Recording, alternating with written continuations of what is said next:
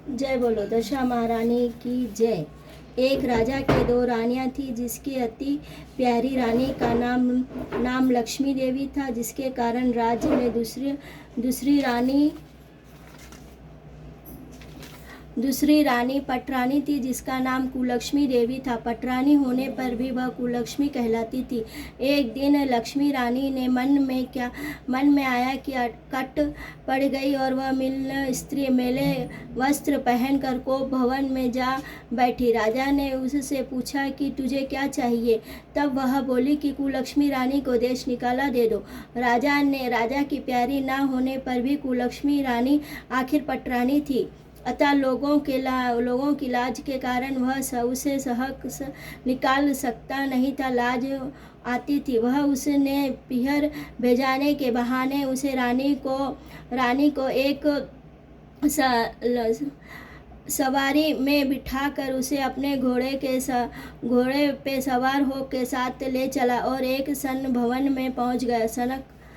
One में पहुंच गया। राजा ने वहाँ पर रानी को कहा कि तुम यहाँ से बाहर मत आना। इसके बाद वह घोड़ा लेकर दौड़ और अपनी राजधानी पहुँचा। कुलक्ष्मी रानी ने वहीं बैठी रही। सारी रात बीत गई। सवेरे हुआ, रानी को प्यास लगी। तब वहाँ प्यास लगी, इसीलिए वह डोली से बाहर आकर देखा तो डोरी एक पीपल के पेड़ के नीचे रखी हुई थी। दूर दूर तक कोई आदमी का नामो निशान नहीं था। रानी ने आसपास पानी की खोज की, परंतु कोई जलाशय नहीं दिखाई दिया। रानी ने एक साहस से जुड़ा हुआ एक तरफ जाती दिखाई दी। वह उसी के पीछे पीछे चलती गई और कुछ देर के बाद वह एक नदी का तट पर पहुंच गई। रानी ने उस नदी के नित्य स्नान किया और जल पीकर घाट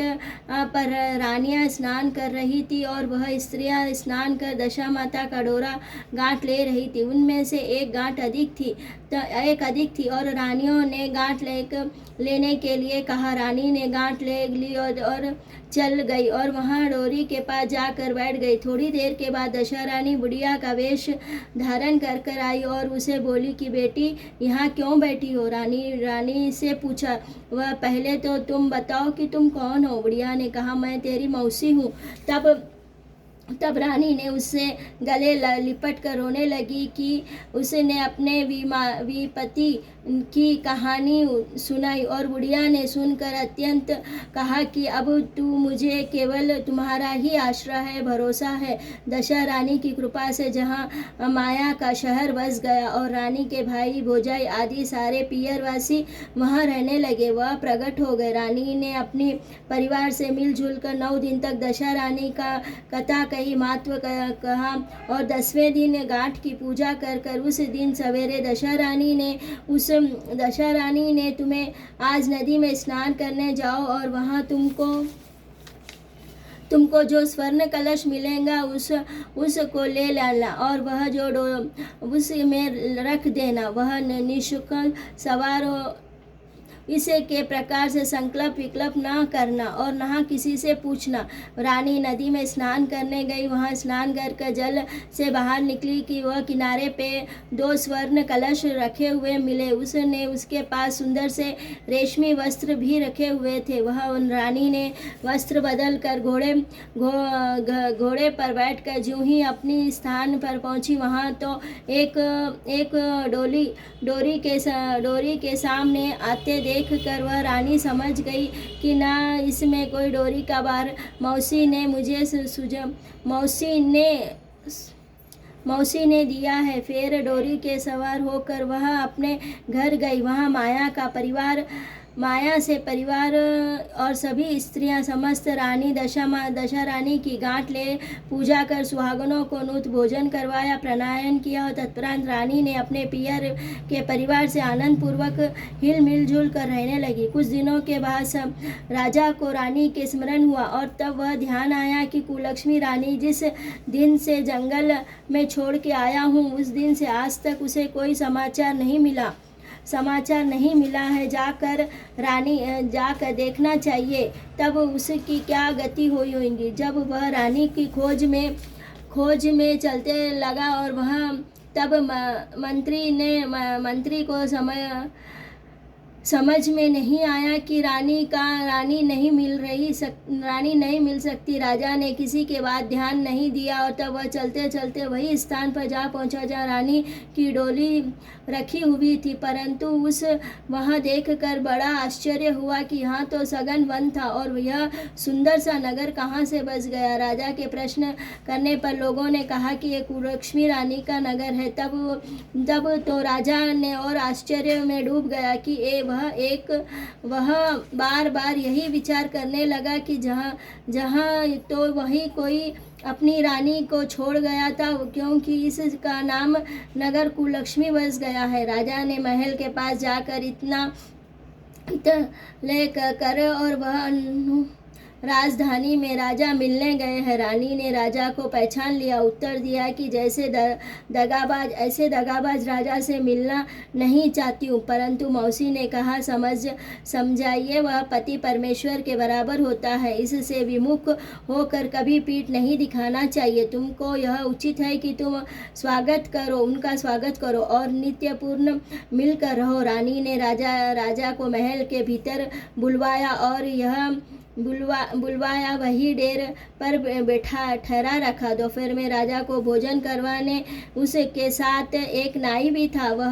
वह भी राजा के समीप खाने को बैठ गया। तब रानी ने राजा को यह नाई को भोजन परोसा।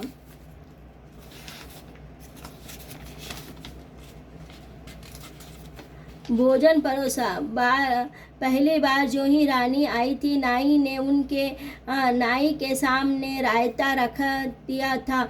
तब एक छींटा रानी के पैर पर मार दिया। तब रानी ने इसे किया को नहीं जानती थी। दूसरी बार तब रानी परोसने आई तो तीसरी बार पोशाक बदल कर आई। तब राजा ने मन में सोचा कि यह तो क्या एक ही है, नहीं कई रानियां नहीं है, सब वह एक ही जैसी है। पर इतना है कि वह रानी घड़ी घड़ी पोशाक बदल कर आ रही है। डेर पर आकर राजा ने नाई से कहा कि यह तो कई रानियां हैं, ऐसे में मैं भले मेरी अपनी रानी कौन है। तब नाई बोला, रानी तो एक ही है, वह घड़ी घड़ी पोशाक बदल कर परोसने के लिए आ रही है, इसे आपको भ्रमण हो रहा है। राजा ने पूछा, तो तुम कैसे जानते हो रानी एक ही है। तब वह बोला कि मैं पहली बार जब रानी आई थी, रायते का छींटा उनके पैर पे डाल दिया। दूसरी बार आई परोसने, जब वही छींटा उनके पैरों पर दिखाई दिया। तब तीसरी बार आई, तब भी वही छींटा था। तब इसके बीच में रानी राजा अपने महल में बुलवाया और तब सेज सजाई और तब उस पर राजा को बिठा दिया। उसने पान दिया, राजा ने लेट गया और रानी पैर दबाने लगी। तब राजा ने कहा कि रानी, बहुत दिन हो गए, चलो अब अपनी राजधानी चलो। रानी ने जवाब दिया कि मैं नहीं चलती, इसके उस दिन को याद किया जाए। मैंने ऐसा कौन सा अपराध किया था जिसके कारण तुमने मुझे वनवास में दिया और इसमें अपने ही जैसे सौतन की बात को मानकर मेरा अनादर किया था। अब मैं किसके लिए और क्यों चलूं? और आप मेरे स्वनाश कर चुके थे। यह तो सब मेरी मासी ने दिया है, जिते बच गई हूँ। इसके पर मैं राजा रानी बहुत समझाया, पर रानी एक ना मानी। तब पश्चाताप हुआ, तब माफ़ी मांगने लगा। रानी बोली कि मैं केवल एक ही शर्त पर चलूँगी, आप मेरे साथ चलोगी। तब मेरी मौसी भी मेरे ही साथ यह वरदान मांगो कि शहर और यह सब बगीचा मेरी राजधानी के समीप हो जाए, जिससे मेरा मन चाहे जब मैं अपने महल में रहूँगी और जब मेरा मन चाहे जब मौसी के महल में रहूँगी। तब मेरी मौसी बड़ी ही दयालु है और भोली भाली है, संभव हो सके तो अपनी बात को यह ठारो। राजा ने रानी की मौसी दशा रानी के पास जाकर विनती की। उसी समय दोनों शहर आसपास हो गए और मानो जैसे एक दूसरे के भाग है। राजा ने दशा रानी की कृपा से प्रभाव होकर शहर भर में ढिंडोरा पिटा दिया कि आज से सभी लोग दशा माता की पूजा किया करेंगे। माँ भगवती दशा रानी कुलक्ष्मी रानी पर जैसे कृपा बरसाई, वैसे अति सभी पर स्त्रियों पर दया करे और उनका सौभाग्य अमर रखे। बोलो माँ दशा महारानी की जय।